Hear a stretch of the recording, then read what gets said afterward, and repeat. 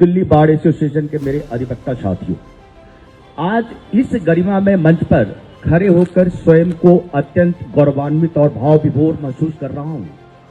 New Delhi bar association का सदस्य होना मेरे लिए केवल एक सदस्यता नहीं बल्कि संजीवनी बूटी समान ऊर्जा, आत्मबल और प्रेरणा है।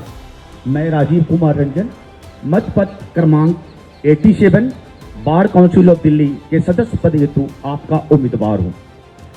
लोकतंत्र में मत केवल अधिकार नहीं है बल्कि विश्वास, जिम्मेदारी और भविष्य गढ़ने का माध्यम होता है।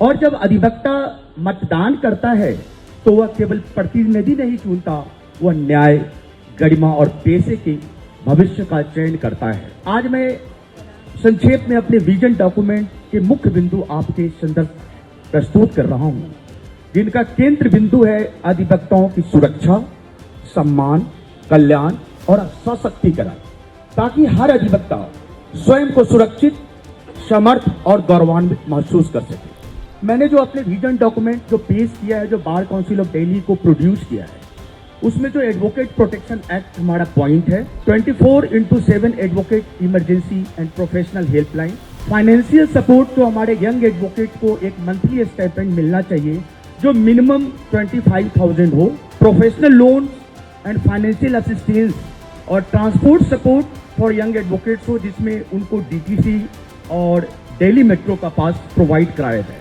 Housing, practice right and professional infrastructure की रिक्वायरमेंट है। जब हम प्रैक्टिस एस्टेब्लिश करते हैं तो लॉयर्स हाउसिंग सोसाइटी हो जो अभी तक बन नहीं पाई है, 1 बार 1 आइडेंटिटी होनी चाहिए, ट्रांसपेरेंट एनओसी पोर्टल होना चाहिए। हमारे पास एक ऐसा स्टैंडर्ड डिजाइन होनी चाहिए कि एनओसी हमें उस प्लेटफॉर्म से मिले। चैम्बर और सीट अलॉटमेंट और यंग लॉयर्स के कॉन्फ्रेंस रूम और उनका ऑफिस का अरेंजमेंट होना चाहिए।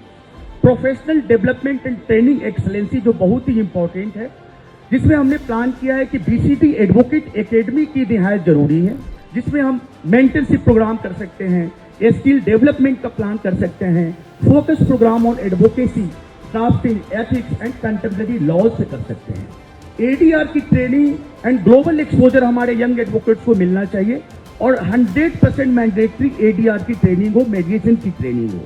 गवर्नमेंट एंड पीएसयू और डीएलएसए में जो एम्पानलमेंट हो एडवोकेट को, उसमें ट्रांसपेरेंसी हो, किसी रेफरेंस की जरूरत नहीं हो, आपकी फाइनेंशियल स्टेटस के बेसिस पे आपको वो काम दिया जाए और आपको सपोर्ट किया जाए। रिसर्च एंड एकेडमिक सपोर्ट मिलना चाहिए। Pro bono and legal aid recognition है, जिसमें की सर्टिफिकेशन और ऑफिशियल रिकॉग्निशन की जरूरत है। जो एडवोकेट काम करते हैं उनको रिकॉग्निशन मिलनी चाहिए, उनको अवार्ड मिलनी चाहिए, उनके लिए सेमिनार आयोजित की जानी चाहिए। एडवोकेट रिप्रेजेंटेशन लॉ मेकिंग में हो, जो अभी तक नहीं हो पा रही है।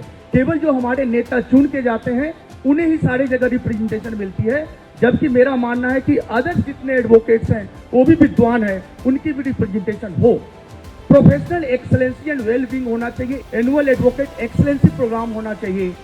Mental health and wellness initiative होना चाहिए। सब्सिडीज, कोर्ट कैंटीन हो, sports and cultural and family oriented programme होना चाहिए। Separate women advocate welfare cell हो, इसके अंदर senior citizen advocate legal welfare council हो। Comprehensive health and family welfare में जो मेरा प्लान है कि 5 लाख से बढ़ा के उसको 10 लाख किया जाए और 10 लाख से बढ़ा के लाइफ इंश्योरेंस को 25 लाख किया जाए, और इसमें पेरेंट्स को ऐड करना चाहिए जो अभी तक इन्होंने नहीं किया है, केवल स्पाउस को किया है। सेकेंड थिंग है, जो एनसीआर में जो हमारे एडवोकेट रहते हैं, जो बीसीटी के रजिस्टर्ड एडवोकेट हैं, उनको इंक्लूड करना चाहिए। सीनियर सिटीजन वेलफेयर प्रोग्राम होना चाहिए, जिसमें मंथली पेंशन फॉर एडवोकेट जो unable to practise due to medical reasons, free medical facilities, transport passes and dedicated senior citizen welfare council होना चाहिए। लीगल वेलफेयर फंड हो। Women advocate empowerment and inclusive initiative हो, जिसमें reservation हो महिलाओं advocate के लिए, क्रेच की अरेंजमेंट किया जाए, फाइनेंशियल सपोर्ट होना चाहिए, डेडिकेटेड वोमेन सेल होना चाहिए। हमारा जो एक विजन है, governance, transparency and democratic reform हो। जो फिक्स टेन्योर जो चुन के जाते हैं जो बार काउंसिल में, उनको 2 बार से ज्यादा मौका नहीं मिलना चाहिए। 1 बार मौका देने के बाद 5 साल का कूलिंग पीरियड फिर वो आ सकते हैं, ताकि न्यू विजन के लीडर आए, काम कर सके। धन्यवाद।